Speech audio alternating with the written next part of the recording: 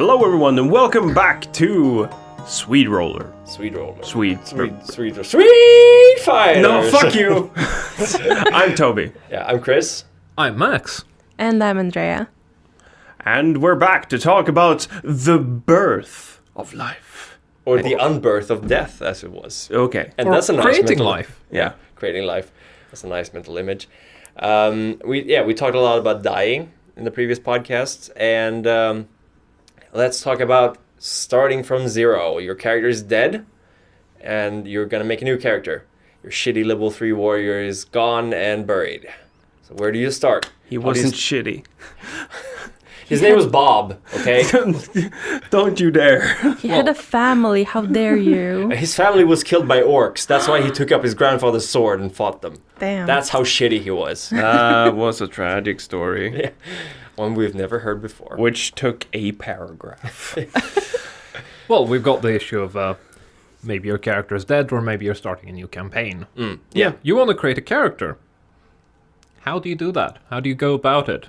Oh, you get a bunch of points and you put them out and then you have a character. How do you create the character? Well- Not the stat sheet. Well, you print the stat sheet and then you write. The principle of character a little bit outside of perhaps the system you're playing. If you're playing World of Darkness, you know how to create a World of Darkness character. Yeah. Or if you don't, then you should probably talk to your GM about it. Still, outside of that, you perhaps might think of character motivations. Yeah. How does the character respond to the party? What's the character's role in the party, and so on and so forth. What is the role of the party? Exactly.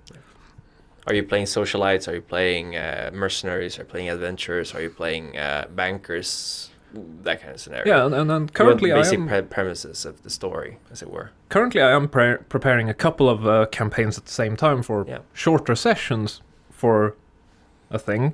And, well, I'm expecting my players to arrive with more or less a built character for the session 0 or the discussions about the character. And then we're going to have to maybe have them adjust that a little bit or, change it a little bit afterwards. Yeah. And like that, coming up with a concept, either in a vacuum or in a group, is a little bit of a process. It's writing a compelling character into the story somehow, or even as a GM creating NPCs. Yeah. And for example, the campaign I'm working on, Dungeons & Dragons, I've taken the basic classes with some exceptions. I've removed Barbarian, for example. What? Yes. Oh, my hopes and dreams. The reason being that the players are in the employ of a local lady, a countess. Yeah, that makes sense. And if you were a fighter, for example, you wouldn't technically be a fighter. You would be the captain of the guards. If you were a druid, if you were a ranger, you would be the master of hunts. If you were a wizard, you'd be the countess scholar. Like, you would actually have a job that reflects on your profession. So the barbarian wouldn't be the I find it hard non-talkative stable boy. Technically, that could work. You just enlighten me in a way that, he'd be Hodor. No, Basically. But I wanted to... It all depends on you. Yeah, I wanted to put it into a kind of a context of being, okay, you're all in the employ of this countess, right? Yes. You're her closest people, I guess, because you wouldn't be Most the grunts. trusted. Yeah, you wouldn't be the grunts. You'd be, if you're a bard, you would be The minstrel. Yeah, the minstrel. Because I feel like that actually gives you some solid ground to stand on how to define your character. And it gives you more of a relation to each other and to the world. Well, with that information, it's a lot easier to actually... I sent it in a text! What? Oh, wait, right. Yeah, never mind. What? well, Anyway. I felt like perhaps that is a good starting point. Yeah. What has the GM told you?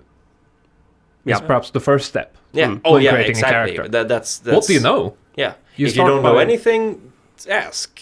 If you don't know anything, but you know the system, then presumably you have pretty free reins to create a character of what that system entails. Or just ask the GM, what are we playing in for a type of game? It is. I think it's very important. We've talked about Session Zero before, but it's very important that you find some kind of reason for your players or your characters to know each other and trust each other. They should know each other. Yeah, exactly. If it's a player versus player situation, then maybe not.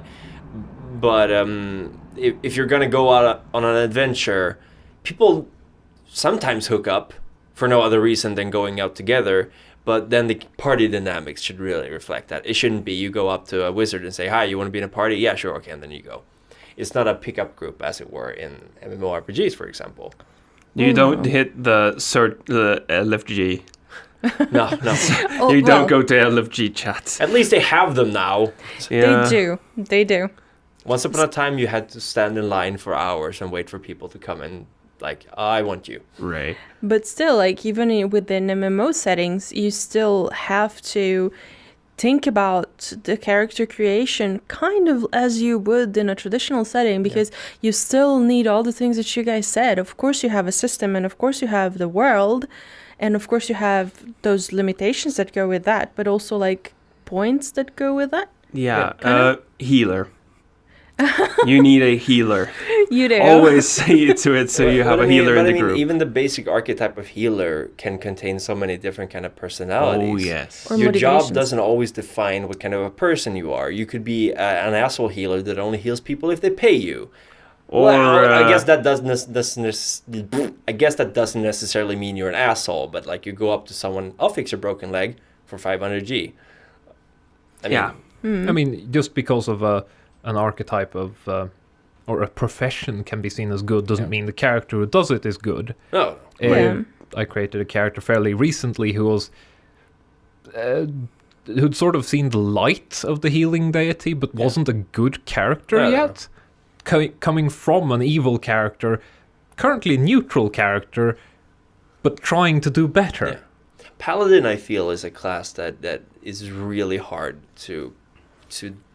If you want to dislike Paladins. I dislike them too, because I feel it's very boxed in. Paladin is a very boxed in kind of person. Totally agree with that. If you are playing a paladin, you have to play the paladin with the only natural state for them. And the rules, we're talking Dungeons and Dragons here, the rules actually punish you if you don't play as your god wants you to be. Yes. And which is a bit vague at times. Yeah, which is why you play a knight, which would be a paladin light. Which is why you don't throw gold at goblins.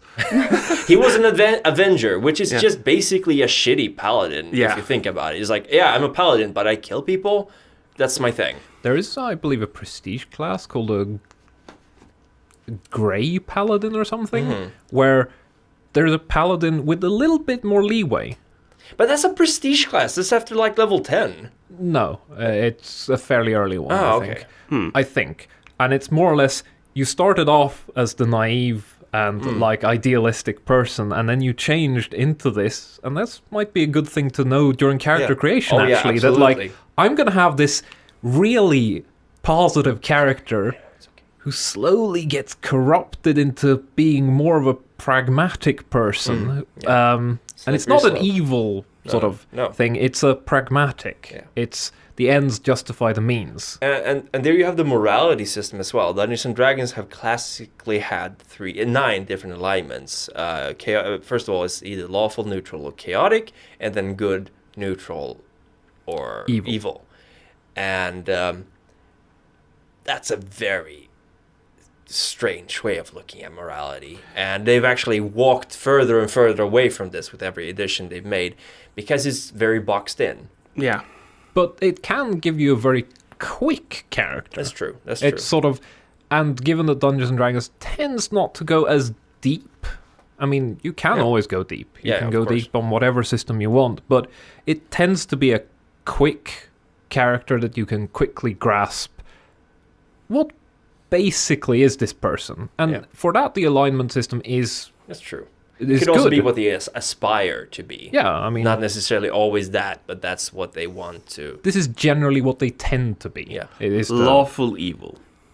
Chaotic neutral I'm random. Yeah. Yeah. Might save your life, might steal your car. Yeah. I don't like chaotic neutral. It's a fish milk of Dungeons and Dragons. Often play chaotic neutral as a sort of outside of society characters in general would be chaotic neutral.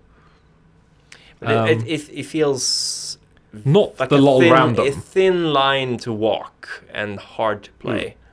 Oh, what was it that you played recently where it was all in the... it was the honor of the agreement. Oh, that is my current chaotic neutral character. Yes. Who, instead of defining the spirit of the deal, had them define the spirit of the deal in writing. Mm-hmm. So you're not allowed to do this. You're allowed to do that. Well, or was it you can do everything that's not written down specifically? It was more of a fact that a highly intelligent character talking to a not as intelligent character basically made them define everything instead of having something that was in the spirit of the deal. Oh, yeah. And the person going, well, this was against the spirit of the deal. No, you defined that here. That sounds a little bit like Faye. Like, I think, funny enough, he's part Fae. yeah, but that's very much the fair folk, right? They have there's powers in agreements. There's power in contracts. So if you're not careful, you're gonna agree to something that's giving them a little bit more than you wanted, right? Now we're drifting way off topic. Yeah, But I feel this that's is relevant for the fascinating. character because he was actually part Fae. Oh, well then that makes perfect sense. And the sort of maybe doesn't strike deals easily, likes defining everything, but is not lawful. No. Because a lawful person would respect the spirit of the deal as well. Yeah, exactly. Well, while you didn't specifically mention this, I understand that that's what you intended. Yeah. Yeah. But, which is kind of a weird way, like interpreting the... I don't know. Again, this is not a very good morality. And I suppose on that frame you can talk about archetypes. Yeah. You know, do you play the brooding, dark anti-hero archetype when creating character? Spider-Man. Spider-Man isn't brooding. He's not very dark either. No. Batman, maybe, yeah. Yeah, Batman. There you go. But Wolverine would... Yeah. I mean, he's just angry. Spider-Man did have a period of dark and broodiness, though. That was during the Clone Saga in the 90s, and we don't talk about the Clone Saga in the 90s because it was terrible. Damn it. I'll believe you. It was really bad. I tried. It was really bad. But, like, sometimes archetypes are actually useful. I feel anyway. Oh, yeah. I can play start off with an archetype and then create an actual character. Yeah, how am I different from this archetype? Like, there are some stereotypes, more or less, when it comes to role-playing. Like the wizard who's old and has a long beard and a pointy hat and is intelligent, but kind of a bit whimsical and maybe the mad professor kind of loses track of things easily and so on. And you can start off with that as your archetype. Yeah. Because it's very quick and people, oh, I recognize that. Yeah. I know vaguely what kind of character you are. And then it turns into that this is a person who likes his toast unbuttered, and you get all the details in later and turn it into real living, breathing character. I think there's a book called The Hero of a Thousand Faces, I think it's called, which is basically about human storytelling. And it talks a lot about archetypes, how we sort of still have the same characters that ancient Greece would have in our stories because they work. We can relate to them. We understand them. And I feel we had a previous episode where we talked about canon. And I feel, for example, in Final Fantasy XIV, if you were... what I find interesting about the setting is that there's job missions that give you a story about what kind of character you're playing, what kind of job you're playing. And you have very kind of generic fighters...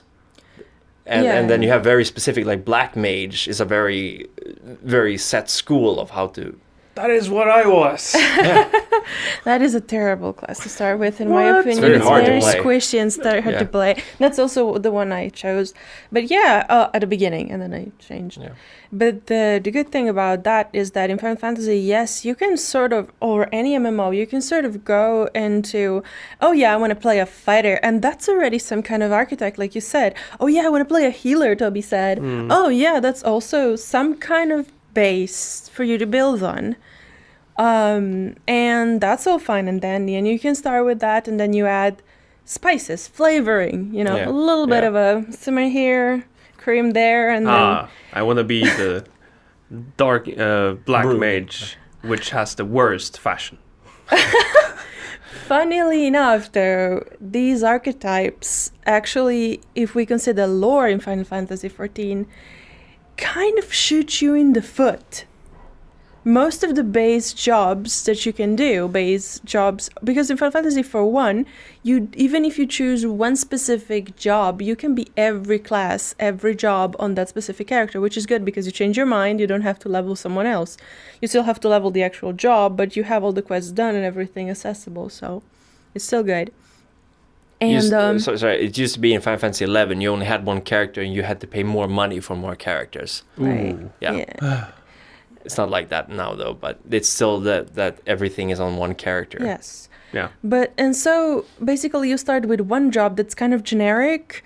Like, for example, I started off with a Lancer, which, you know, everyone in that specific forest city could be a Lancer. There was a Lancers Guild, there were everyone in there that were training with Lancers. It was fine. And then sort of halfway through, level 30, the Yeah. cap was 50, you go to a specific job trainer that upgrades you. And you get this thing that's called a soul crystal, and you Of a get to legendary learn... hero, yeah. Yeah, you get to learn his abilities, and then the expansion came and actually expanded on the job. The job is called Dragoon. And suddenly we realized, oh shit, there's only like 30 of Dragoons in the world. So how does that work with lore? Because there's like every Dragoon in every friggin' party. How are we gonna work with this? You know, it's kind of like, for a role player, it's a nightmare. How are you gonna do that?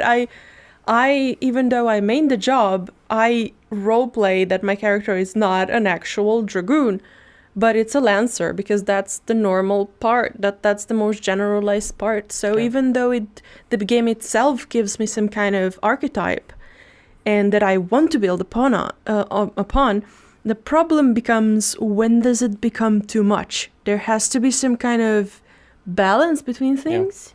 And I feel in games like 40k, or in role-playing games of 40k, it has a very thick layer of lore that, for example, if you want to play a tech priest or an adept sorority, a battle...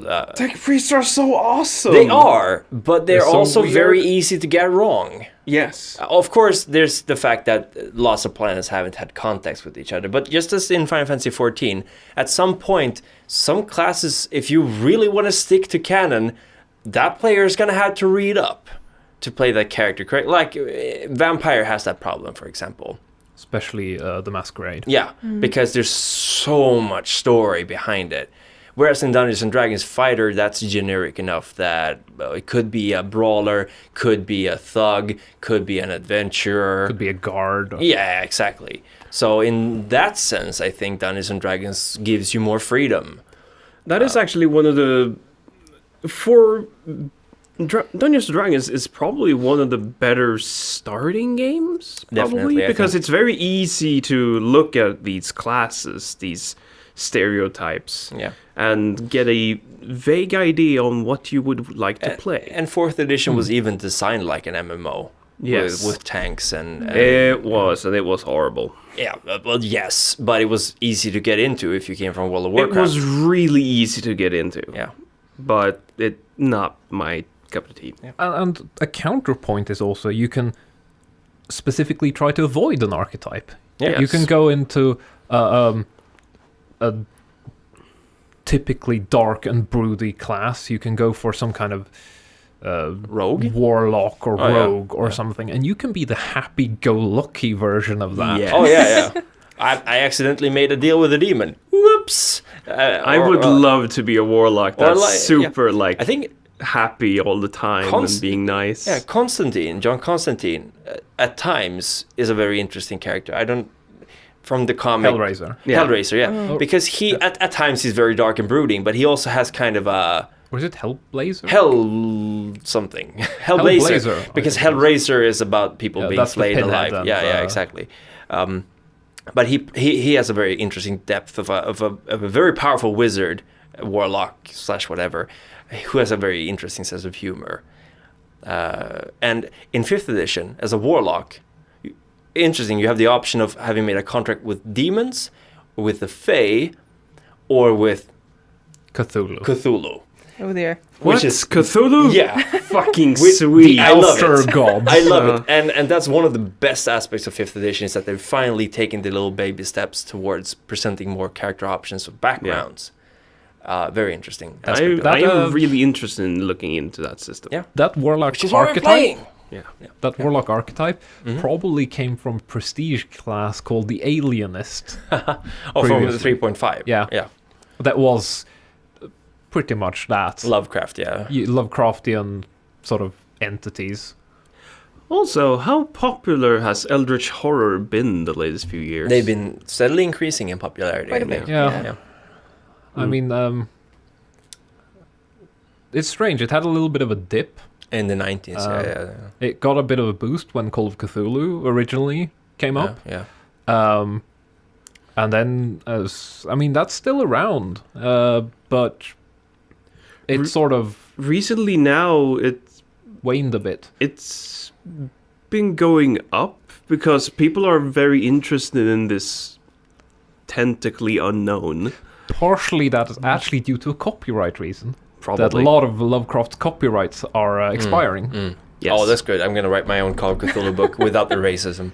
Wait, that wouldn't actually be Call of Cthulhu then. Hey, fish people, not humans. No. Yeah, but I feel also, and I'm going to blame this a little bit on Homestuck as well, because Homestuck, the comic we read, had millions of readers.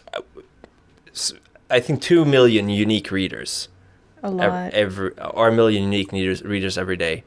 Maybe not a million.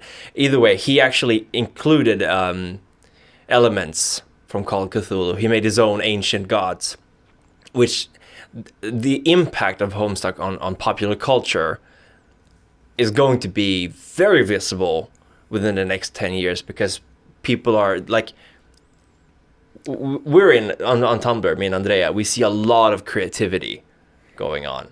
Yes, I think that I also think that there's been a couple games, and I've recently, because obviously I have the social circle as well within the free company and guild, if you will, and in my MMOs, and I've had someone recently come to me and like greet me in Cthulhu, and I knew what it was. I'm like, but I don't know if everyone did. But I think like it is coming back. I've been seeing a steady increase with our board games or.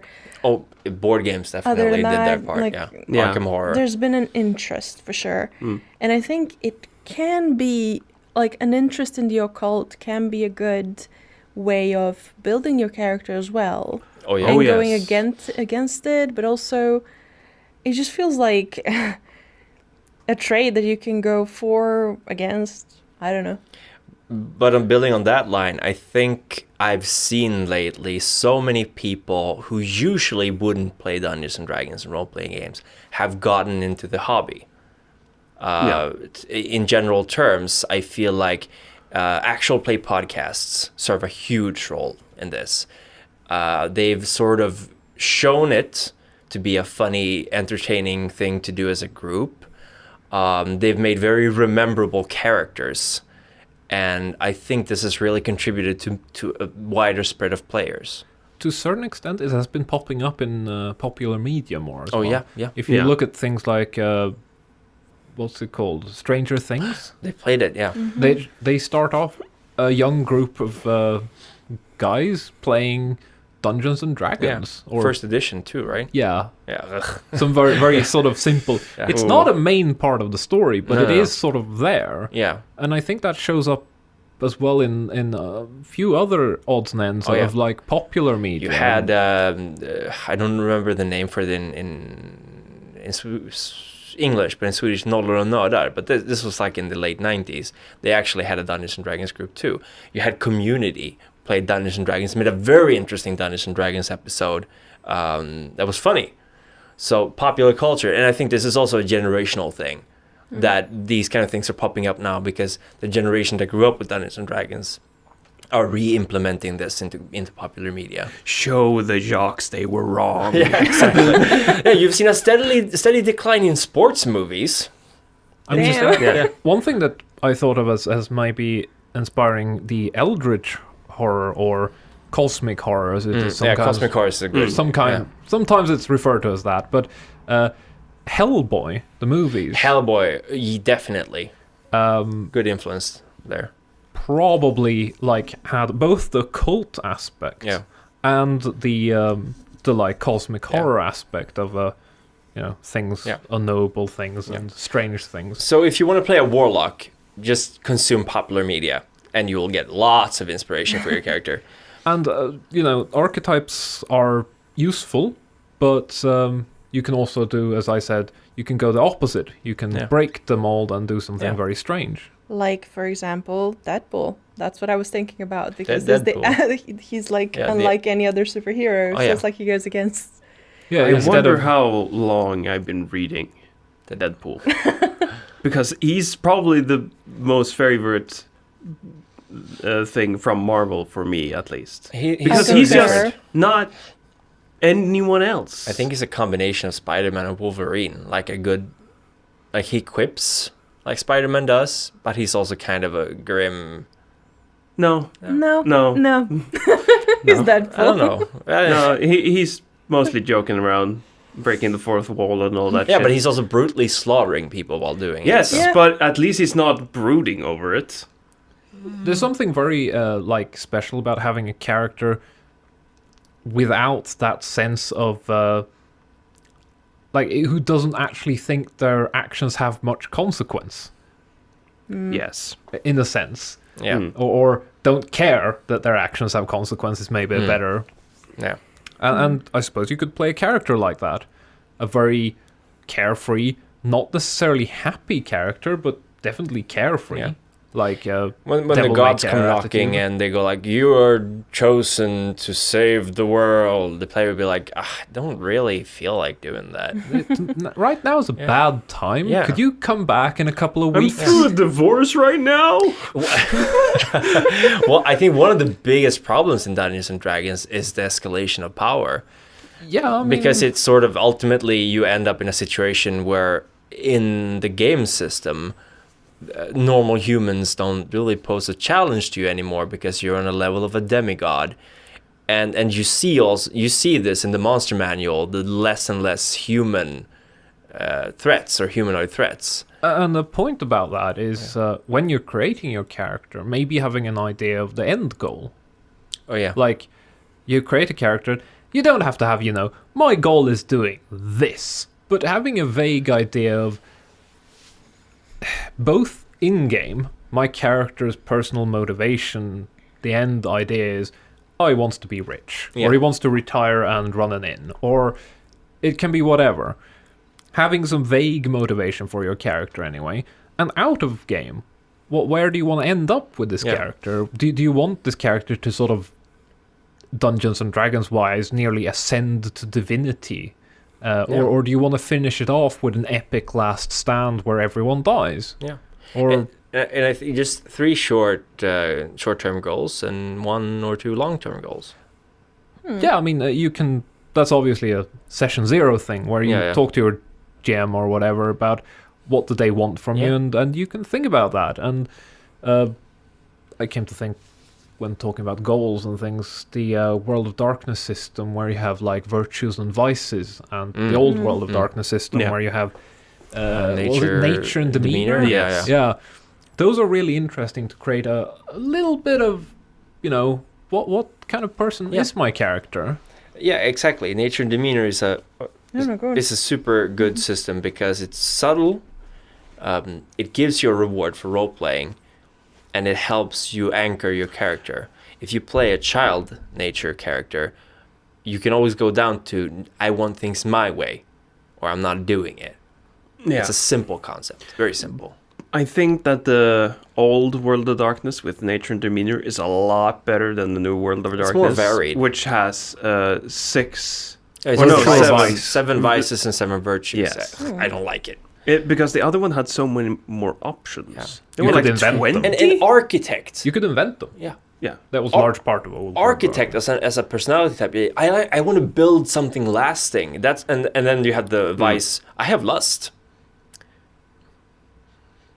Okay. Make Yeah. a kid Yeah. at this point. Did you That have is something hard about, when you're playing vampire.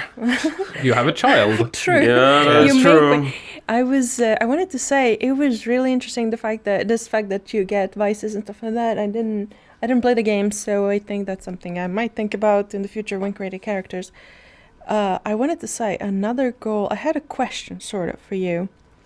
What about your out of character roles as a player? Those I feel can be important too. Maybe not so much in a face-to-face setting, because your character dies. Oh well, you make another. But for example, I'm gonna say first where I come from with this question. When I was making a character in Final Fantasy XIV, I had a goal of I had in character roles for my character goals for my character, obviously, and I've thought about what his goal in life would be, what his short-term goal should be, long-term goal, stuff like that, kind of fleshed out storyline. But what I as a player had as a goal, I thought, okay, this is a new game, I'm only starting, I want to make friends, I want to find a community where I click in, I want my character to be a lasting one that I will never tire of playing. So when I created his personality, I took that into account. I was like, I want to make him sociable because I know that's something that I can play for however many years.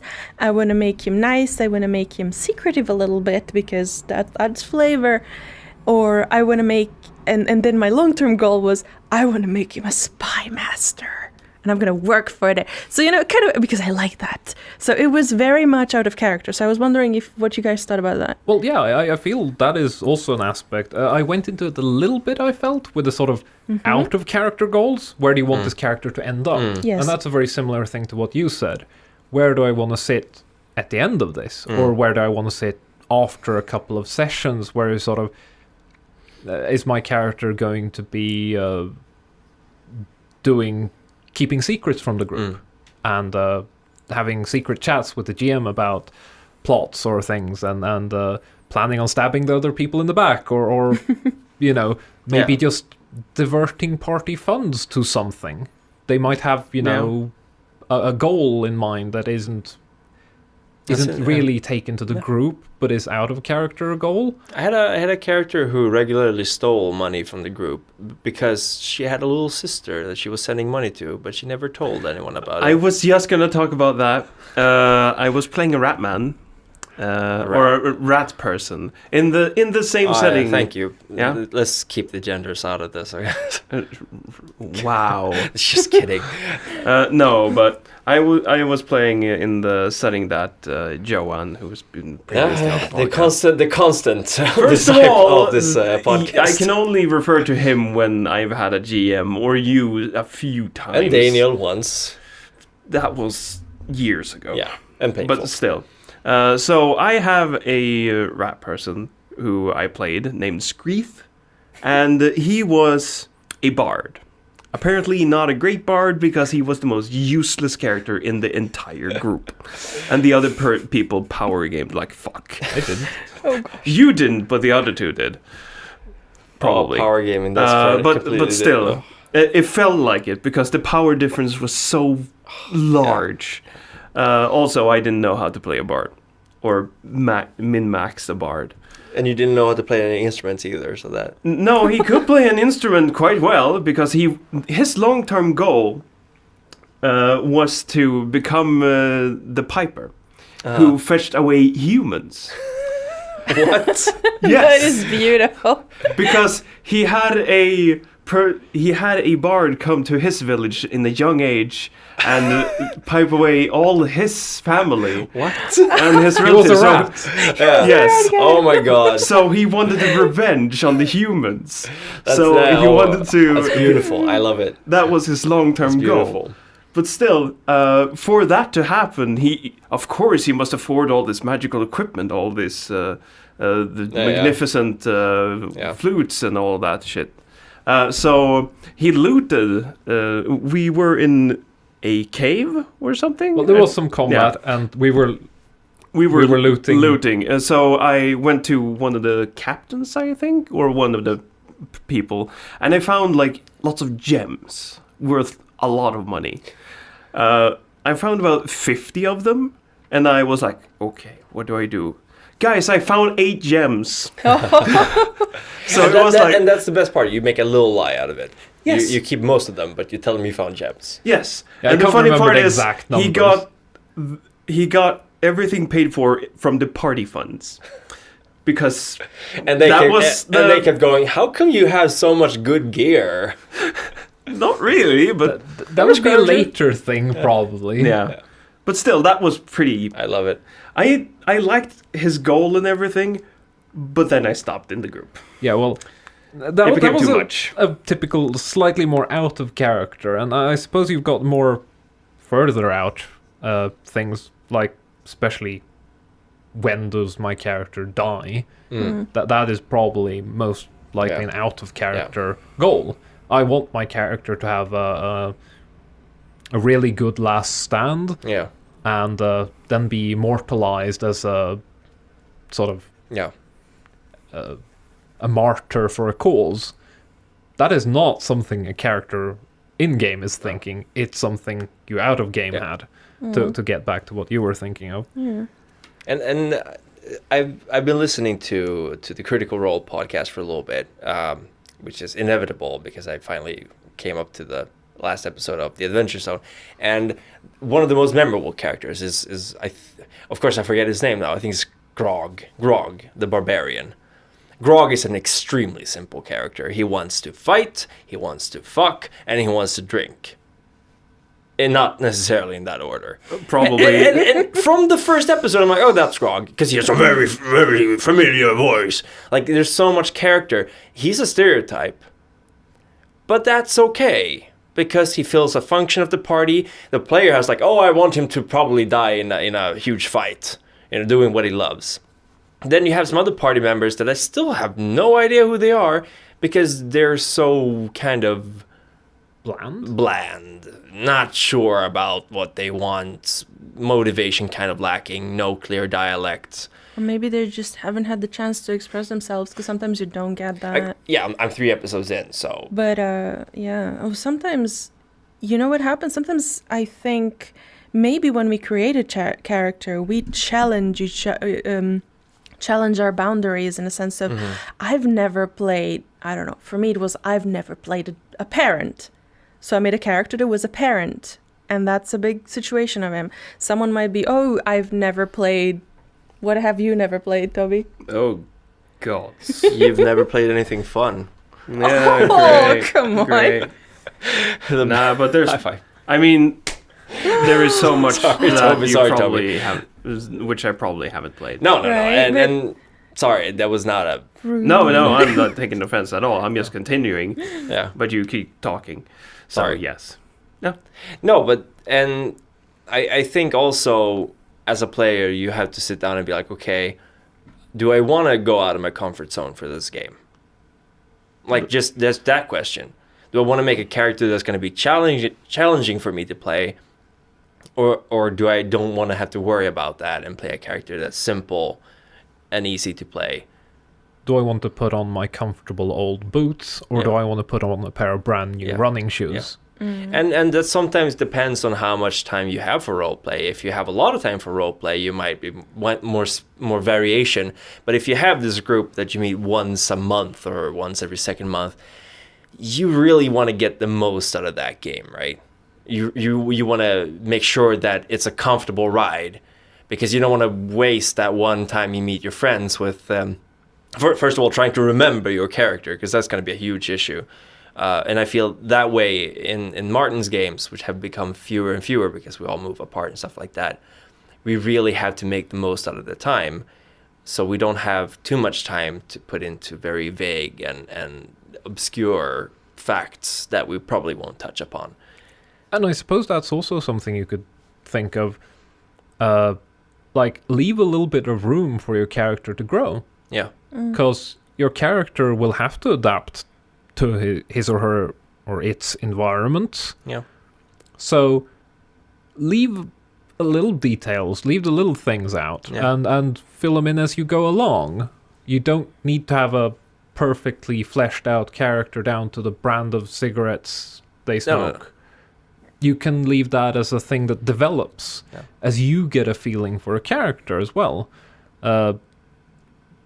That can be an interesting thing, and it helps you a little bit, as you said, if perhaps you don't remember a detail like that you might have been adamant about before. It's better if you never included it, perhaps, and just change it as you come up. Yeah. When I make NPCs, for example, I three adjectives. If I can't describe this character with 3 adjectives, then it's not a clear character. If I grouchy, cheap, and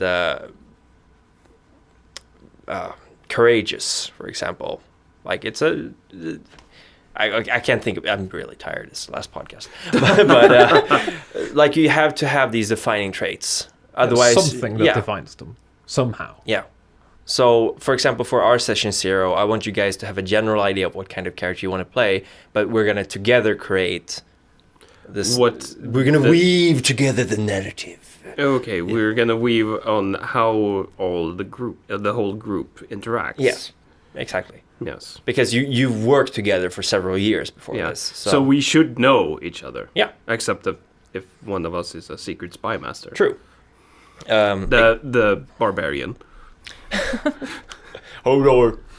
Exactly. He comes in front and says, "No."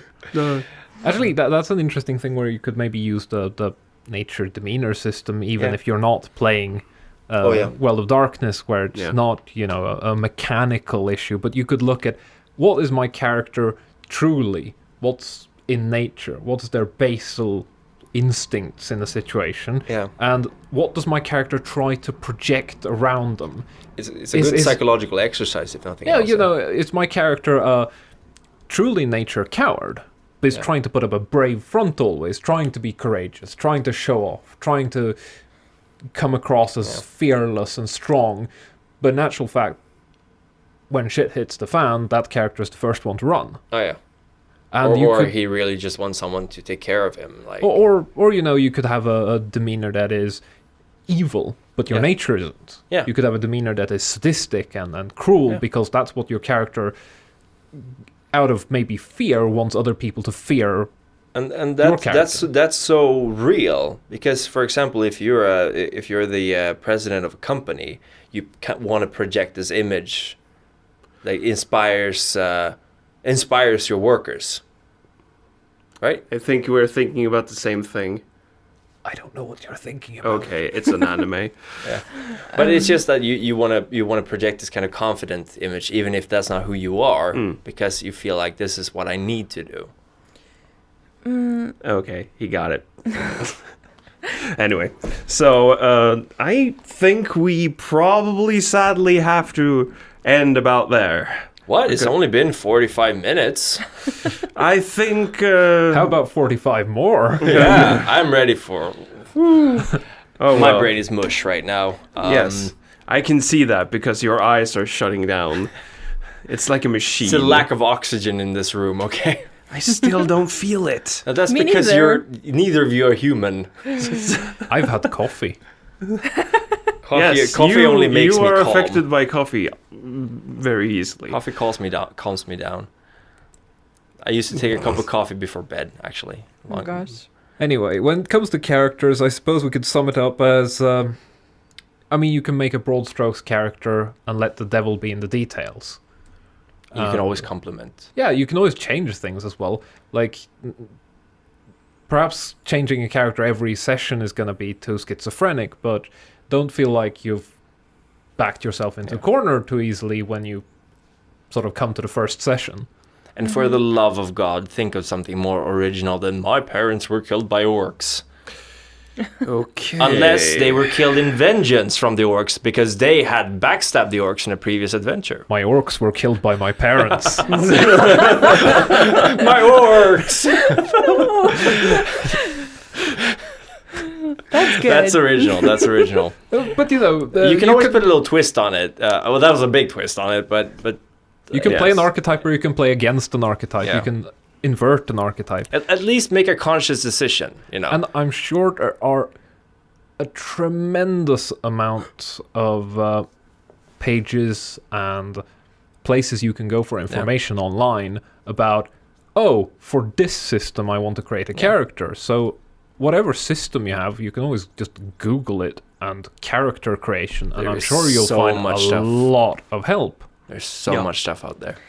So many good things in a character that you can counterbalance. I think it's really important with the bad, and then you know, kind of make something that's balanced. I think that's what will make most people enjoy playing. So sure, you might be a 4-sword wielding samurai half orc, but who's kicking ass? But maybe they also kind of are colorblind. That's a flaw that's balanced, right? What color is your lightsaber?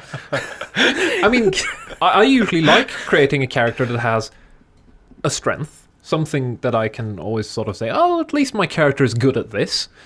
And often I try to include a weakness. This is something my character is bad at. Yeah. In the Pathfinder campaign, my character's dump stat is wisdom. That's a funny thing, though, dump stats. 5 wisdom. The concept of dump stat is interesting. And this results in this character cannot read a person at all. Does not understand what is going on most of the time, is nearly blind, and it's hilarious. It's really fun to have a flaw. Especially when 2 people in the party have the same dump stat. That's a weird thing that happened. It's okay. Believe dumb me, stats. they both are like super intelligent beings. I'll say it right But now, still. I feel like stats are terrible for role-playing games. Well, I mean, you add a weakness of some kind. Oh, yeah. And that can be in the stat line as well, as long as it reflects out of your role-playing sort of. But what if you want to play a perfectly average person?